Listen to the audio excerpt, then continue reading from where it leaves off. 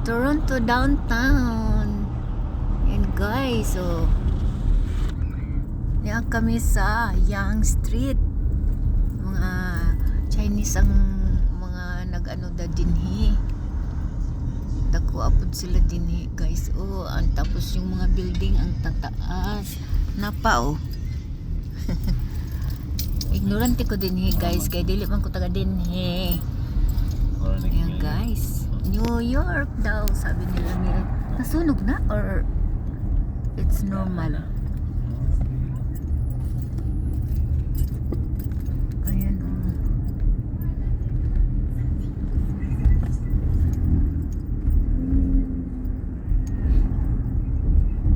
Ang problema lang kay EJ kay layo, no?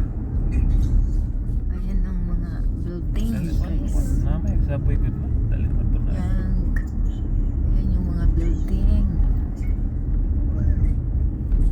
Accessible noon na ay daghang